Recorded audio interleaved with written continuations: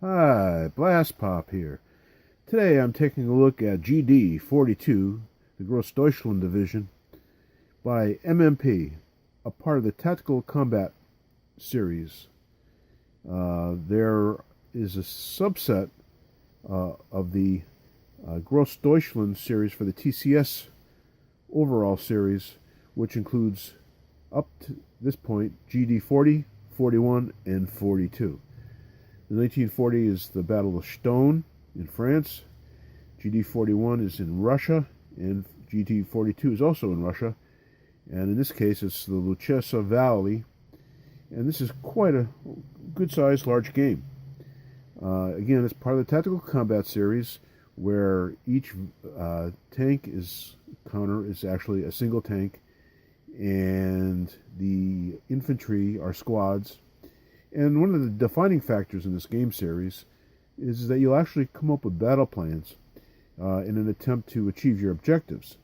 Now, the interesting thing is with the battle plans, sometimes things can go smoothly. You have excellent command, communications, and then what the variable factor is a die roll.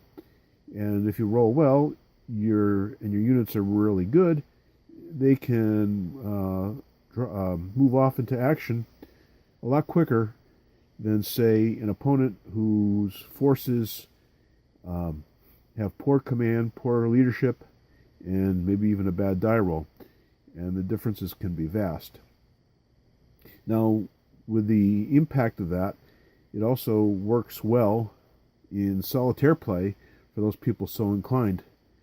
These are not complex games in the series. There's got to be at least 10, 12 games in the overall TCS series, but the complexity is in the interaction and implementation, and I mean that in the best possible way. This series may have run its course, and I'll discuss that a little bit later in my video. Anyway, GD'42 came out in 2009. It's still available, if not directly from the manufacturer MMP. It is certainly available on eBay and the aftermarket and various other sources, so it shouldn't be difficult to find. Included is a box, and it's about 1.5 inch box. And on the back, it shows you what some of the pieces would look like on the game board in the sample of gameplay up above. Gives you a little sense of the fact that this covers part of the Operation Mars and the Grossdeutschland Division's defense of the Lucchesa Valley, and it continues into December of 1942. It's got medium solitaire suitability and medium high complexity. For the sake of ease and not having to struggle, I've taken the liberty of taking the components out of the box. So you have the box, you have 3 maps. So this is at least a mini monster, if not a monster in terms of the full game experience. A specific rules book, a series rule book, 2 sets of charts and tables, 2 morale charts, and 2 dice. Here are the 2 dice. The series rules, and it's been a long time since I've played. I played it a fair bit in the early days. I played some Objective Schmidt, which was an early game in the series. I tinkered around a little bit with Omaha and Force Eagles War, which is the modern version of the series. And Stone I played 1940, and Matanikau, which is in the Pacific in World War II. So the series is mature. It's probably at a higher version than 4.0, but the similarities are enough that I don't think they've made some major changes since. The rules are downloadable, and you've got your various type of units. and shows what mode, whether they're in move mode or fire mode. And you got vehicles and barrage markers, dug in markers, air power, and then all the various strengths and what they mean, defense, the number of steps, the nominal range, the attack rating, all standard information. As I alluded to, you plan your moves in advance and hope that they can be implemented. So here's an example of an op sheet where you do these plans and you basically indicate what it is you're attempting to do, how you're getting to do it, and what happens if you don't succeed. And then every turn you'll roll the dice and see if you can implement your attack or defense or whatever it is it happens to be. It's a rather unique system in wargaming, and certainly captures the feel of battlefield leadership. As you can see, the illustrations are black and white, as is the overall presentation. You have reserves, you can dig in, you got visibility, you got spotting, line of sight. How you figure line of sight, and it's less complicated than it looks.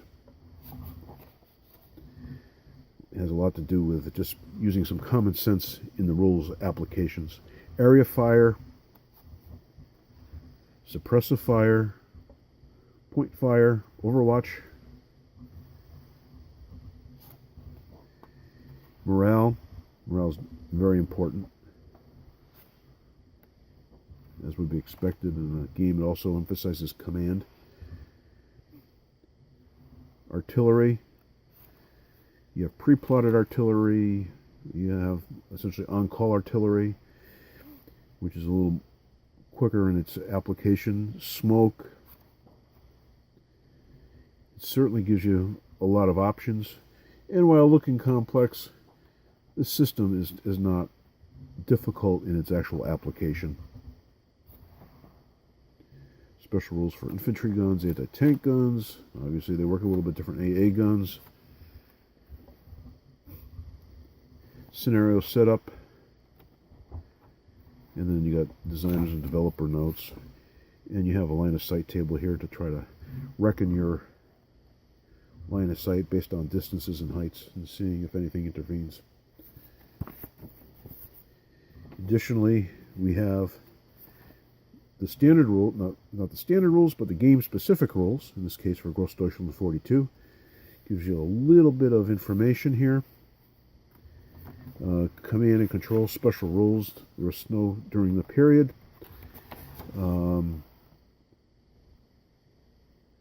Special rules for the Germans and the Soviets, setups and reinforcements.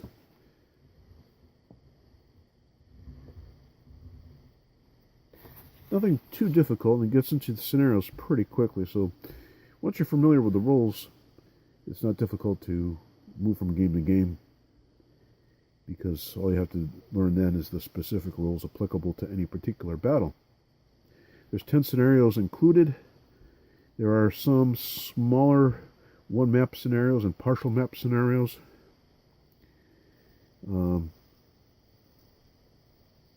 But a lot of the scenarios tend to be towards the bigger side, based on what I've seen here in my brief glance before discussing this. But you do have a lot of options, and these games are not quick games, so there's plenty of gaming to be had in this box. And then you get to designer's notes, historical notes, and so you can read up on the battles and get a sense as to what to expect. Then you got a biography if you want to read further. And then you've got an order of battle section, and a gazetteer with for a town list, as they call it, pronunciation guide, which can be interesting, more order of battle, historical maps,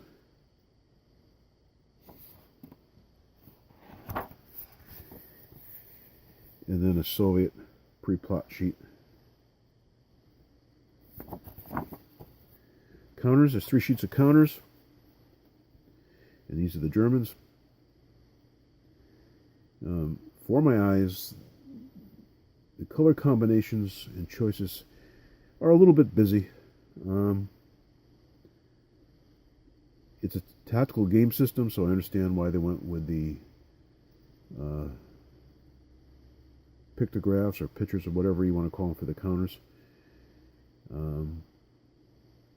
Not a big fan, but they're adequate to the task. Nice is color coding, so you can find where your various units are for your formation. Backside, which is typically your move side, also denoted by the little arrows. They're the thin core, white core, very serviceable. There tends to be a fair bit of stacking in these games, so the thinner counters do have an advantage. Your Soviets, lots of T-34s,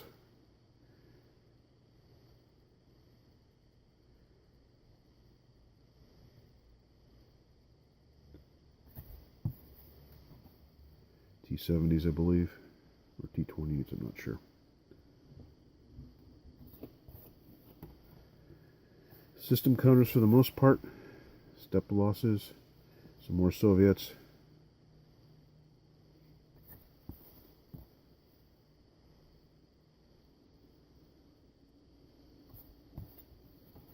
Each player has a set of system charts. So here it explains your command phase, your artillery and fire phase, action phases, cleanup phases, turn in, your command prep, so the type of effect of what you're trying to do, whether you're doing an attack, you're doing a prepared defense, you're trying to move, and then the command prep and the number of weighted turns, all combined with dice rolls to determine whether or not your move is implemented and you can start doing what you're attempting to do, or it goes off late, so one force could potentially launch its attack, get stymied, and the other force follows on its flank to attack the enemy. It allows the enemy to take its forces and defend against the oncoming forces because of the chart here that force the attack to come in a piecemeal fashion. So ultimately it's very unplanned, and you're hoping for some good luck and serendipity maybe that your attack will succeed, and the defender's hoping that your attack never gets off the ground, or if it does, it comes in a piecemeal fashion. Very nice effect. Charts are fire resolution. You got the 11 to 66 kind of result, and which is basically rolling 2d6, and in this case the color being a tens digit and the white being the singles.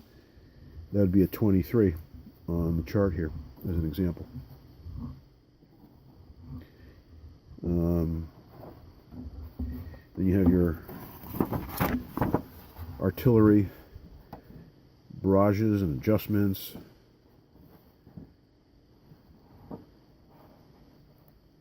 And these charts come in the yellow. It's not me using a highlighter. And also the notations and use in common symbology for your particular orders, your terrain effects, artillery barrage values. Again, there's 2 of those.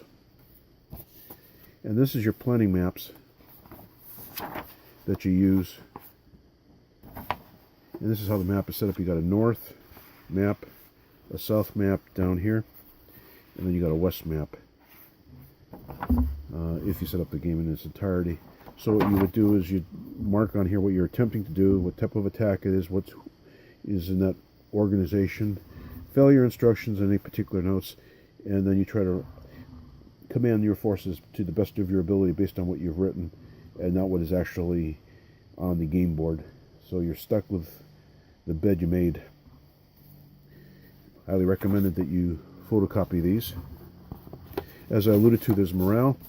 So based on your losses, you have one for the Soviets and for the Germans, and you keep track of everything as far as your morale is concerned, whether your force is an effective force or becomes ineffective. Now, also mentioned is there's 3 maps, and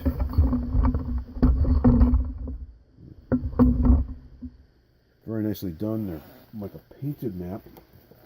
They're on a high gloss paper, and the light here isn't too bad, so it's not reflecting too badly on the camera, but you can also expect that it will reflect to a degree when you're playing the game. This is a winter battle, although the colors denote elevations and less the color of the vegetation. And these are woods. And you got towns, and you have your valley over here.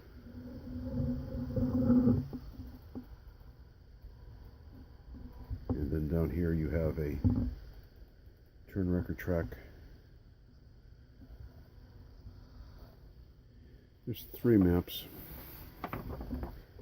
Give you a sense of what they all look like. They all look fairly similar in terms of look, obviously.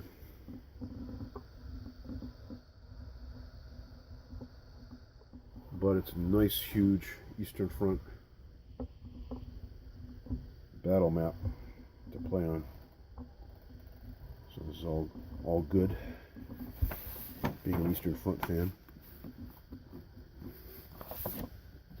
And then finally, this is the West map, the one that sits off on its own. That's why it's faced differently on this table.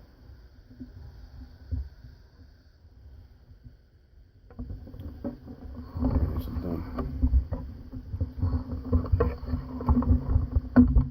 Now, with respect to the series, I was considering carefully what was said by other YouTubers, and particularly Kevin Sharp of the Big Board. And he's saying that he feels that the series is on life support because the next game in the series, Ariete, will only be coming in a plastic bag and there is no box. Now, in general, I don't have any opposition, especially if a game is small, whether or not to have a box. It doesn't matter to me so much. And in some cases, if it's a small game, it does save on storage space. But it does seem that MMP is relegating a very good series that hasn't received an awful lot of love in the last few years. And I don't know if the series has just run its natural course. People have what they want and they're not buying anything else. Or it's because of the lack of support is causing the series to decline. Now, Kevin mentioned that he won't buy the next game in the series unless it's boxed, which, from that kind of viewpoint, means that that's one less copy being sold, and more likely that the rest of the series will proceed no further. I mean, that's his option, and I understand where he's coming from, and I don't disagree with him. But I think if you're going to cut the series off, stop it now and don't publish any more games. Or give it your full support, including boxing the games and giving it its marketing support, whatever that amounts to, so that the game series, and that game in particular, has the best chance of success. And although admittedly many games are no longer on store shelves and are bought via the internet, if there's a bag in a store, it's unlikely to get picked up and looked at, and will tend not to get sold, while a game that is boxed does get some shelf space, and that shelf space results in the opportunity for a person who's not into the series, knows nothing about it, to actually go and pick it up, look at it, and to determine its relative value. So, I hate to see the series end prematurely. If it's a marketing issue, I'll spend a couple extra dollars or a few extra dollars for a game box myself. It doesn't matter to me. And in any event, my rant is off now. This has been GD'42 by MMP. This has been Blastpop. Please leave comments, like, and above all, subscribe. Bye.